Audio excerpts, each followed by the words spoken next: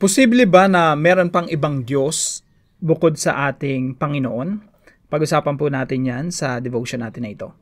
Magandang araw po sa bawat isa sa inyo. Welcome back to our 365 Daily Devotions Seminary Edition. Binabati ko po muna si Elias Basilan, si Kuya Box, and Abigail Bratos. Maraming salamat po sa inyong pagsubaybay dito sa ating channel. Now, yung topic po natin ngayon ay Tritheism. Ito pong Tritheism, ito po yung maling paniniwala patungkol sa Diyos. Akala nila merong tatlong Diyos, Father, Son, and Holy Spirit. So, Tritheism is the mistaken belief that there are three separate gods instead of one God in three persons. Actually, yung Mormonism, yung nakikita natin dyan, no? Maraming naglalakad na pares-pares.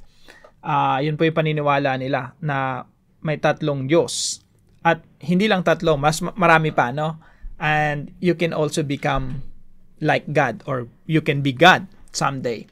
So, the Bible teaches there is only one true God who exists eternally as Father, Son, and Holy Spirit. True faith affirms one God in three persons, united in essence, will, and glory. Rejecting Tritheism protects the truth of God's triunity and the beauty of His triune nature. Sabi po sa Deuteronomy chapter 6 verse 4, "Hear, O Israel, the Lord our God, the Lord is one." Pakinggan mo, O Israel, ang Panginoon nating Diyos ay iisang Panginoon. Now, ito po yung katuruan natin ngayong araw. Number 1, we believe in three persons of one God. So, kahapon po, tinalakay po natin yung Trinity, no? So, naniniwala po tayo sa isang Diyos lang. Yung isang Diyos na yun, one in being, merong three persons. Inihayag niya yung sarili niya sa tatlong persona. Wala tayong magagawa. Yun talaga yung nakalagay sa Biblia eh. So, yung mga early Christians, lalo na yung mga New Testament writers, nung sinusulat nila yon, yung New Testament, hindi naman nila binabanggit yung salitang Trinity, no? Pero, nakapaloob doon sa New Testament na Diyos si Kristo, Diyos yung banal na Espiritu. Of course, Diyos din yung Diyos Ama. Now, they also believe in one God. So, anong gagawin mo? Wala tayong magagawa kundi panampalatayahan kung ano yung nakasulat sa Biblia. Merong isa lang Diyos na merong tatlong persona. One God in three persons in one God. So, we believe in three persons of one God. One in being, three persons, Father, Son, and Holy Spirit. Number 2, we believe in creeds of historic Christianity. Pag sinabi po nating creeds, ito po yung saligan ng pananampalataya simula pa ng una. So, basahin po muna natin yung Apostles' Creed. Etong Apostles' Creed, ito po yung pananampalataya ng mga naunang Kristiyano. So, marami po yan. Merong Rule of Faith, merong Old Roman Creed, etc., etc. Kasi after ng New Testament, may mga sinusulat nila yung pananampalataya nila, no? Yun po yung tinatawag nating mga creeds.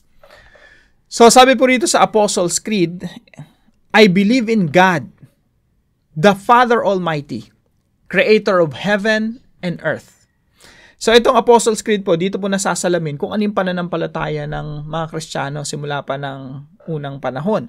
So, of course, yung New Testament, yan yung saligan ng pananampalataya ng mga Christians.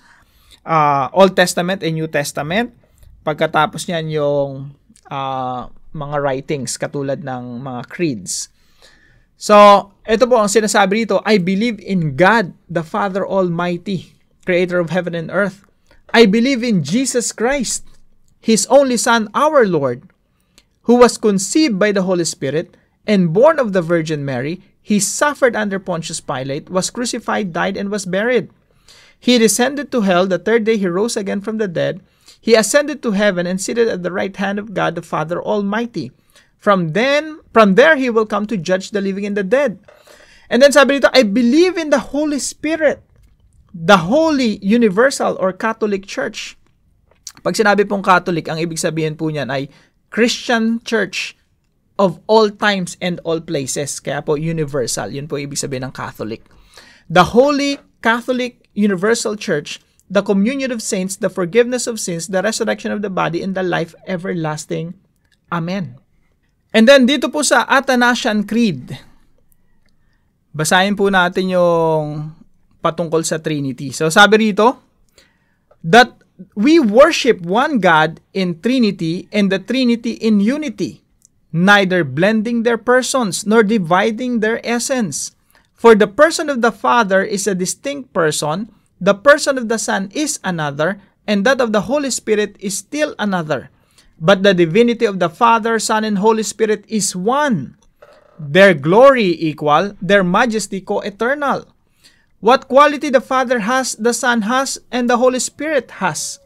The Father is uncreated, the Son is uncreated, the Holy Spirit is uncreated. May mga paniniwala po kasi na si Jesus ay nilikha lang ng Diyos Ama at yung banal na Espiritu ay enerhiya lang ng Diyos Ama. Mali po yun. The Father is uncreated, walang lumikha sa Diyos Ama, walang lumikha sa Anak, wala ring lumikha sa Espiritu Santo. The Father is immeasurable, ganun din yung Son and Holy Spirit. The Father is eternal, the Son is eternal, the Holy Spirit is eternal. And yet, there are not three eternal beings. So, yung paniniwala ng mga unang Kristiyano, hindi sila naniniwala sa tatlong beings. One being lang, isa lang yung Diyos. There is but one eternal being. So, there are not three uncreated or immeasurable beings. There is but one uncreated and immeasurable being. Similarly, the Father is almighty, the Son is almighty, the Holy Spirit is almighty. The Father is God, the Son is God, the Holy Spirit is God. Yet there are not three gods, there is but one God. So pwede niyo pong basahin yung mga creeds ng mga sinaunang mga mananampalataya, no? Kabilang tong Athanasian Creed, Nicene Creed, etc., etc. So tayo po, nananampalataya po tayo. Kung ano yung pananampalataya sa New Testament, yun din yung pananampalataya natin hanggang sa ngayon. At kung ano yung pananampalataya ng historic Christianity. So, hindi po tayo umaalis sa pananampalataya ng New Testament, sa history hanggang sa kasalukuyan. And, by the way, sa Old Testament, nandun na rin yung Trinity, of course, no? Hindi lang revealed na kagaya sa New Testament. Sa New Testament kasi, sobrang clear. Sa Old Testament, hindi ganun pa ka-clear, pero nandun na yung Trinity. Pangatlong puntos, we believe in one God and there's no other. So, nananampalataya tayo sa iisang Diyos at wala nang iba pang Diyos. So, hindi sa Egypt po kasi, nung time nila Moses, no, ang daming Diyos doon. Iba't ibang mga Diyos. Now, nung pinalaya ng Diyos yung bayan ng Israel, sabi na yung Diyos sa kanila, isa lang yung Diyos and there's no other. Sabi po sa Deuteronomy 4:35, you were shown these things so that you might know that the Lord is God. Besides Him, there is no other.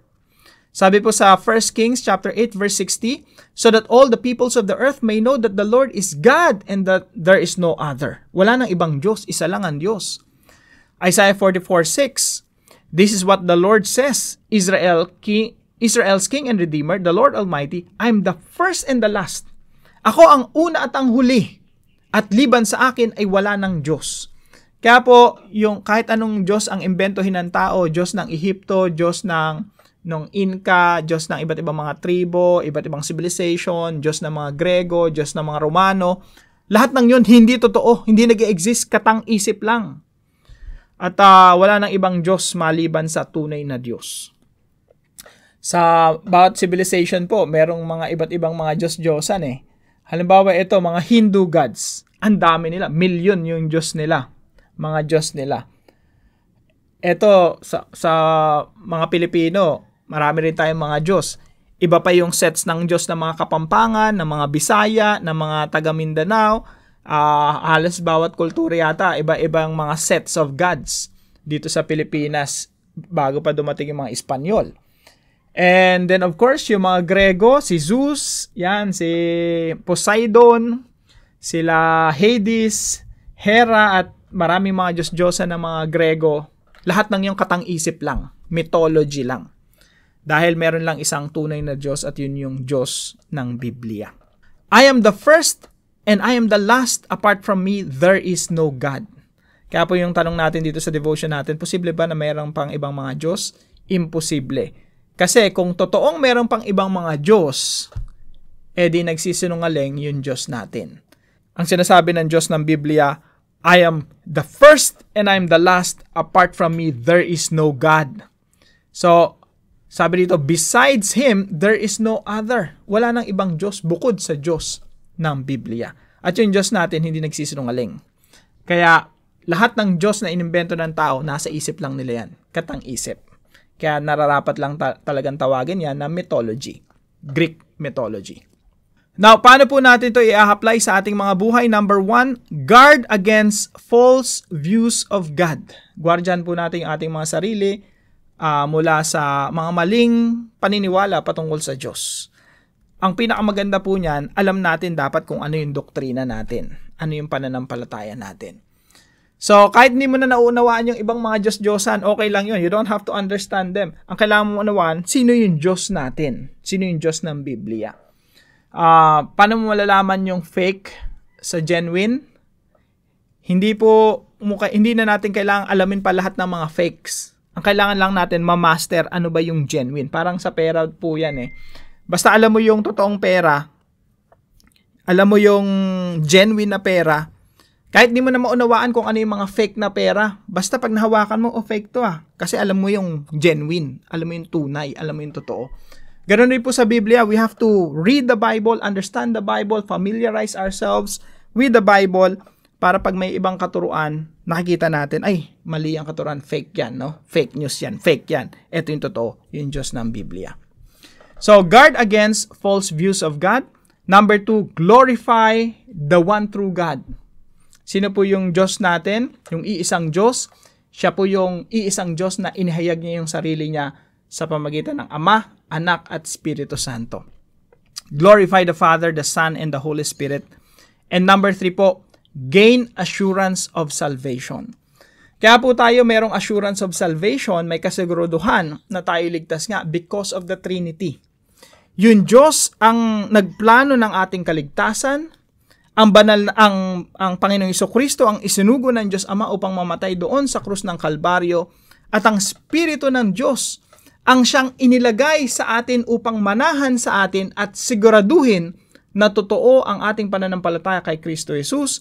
Baguhin tayo araw-araw at yung Espiritu ng Diyos ang naging selyo ng Diyos na tayo nga ay pagmamay-ari niya.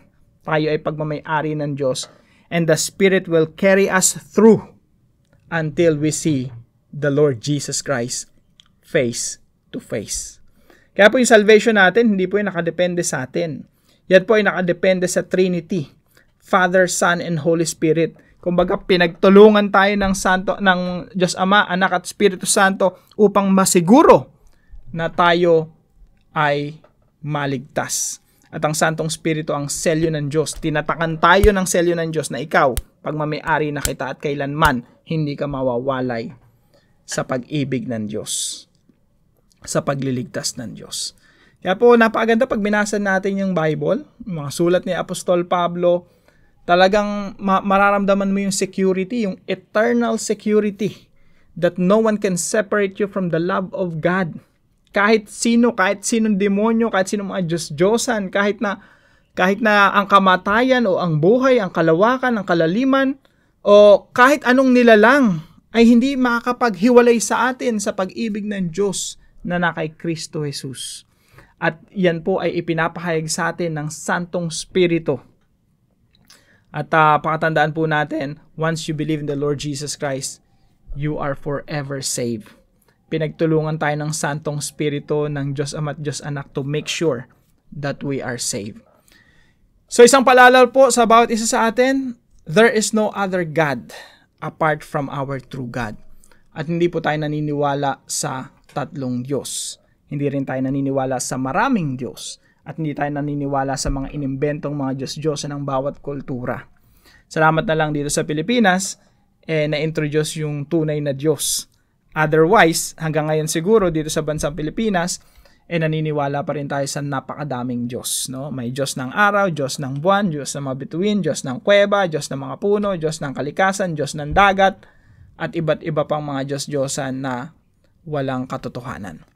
So, para po sa ating discussion, why is it important to know the true God, Trinity? Bakit importante na malaman natin yung tunay na Diyos? Tayo po yung manalangin. Lord, you are one God. eternal and glorious Father, Son, and Holy Spirit, forgive us when we reduce you to our limited understanding or fall into false ideas about who you are. Thank you for revealing yourself as the one true God who works in perfect unity for our redemption. Teach me to worship you rightly and to marvel at the mystery of your glory. Keep me faithful in confessing and living out the truth of who you are. In Jesus' name, amen and amen.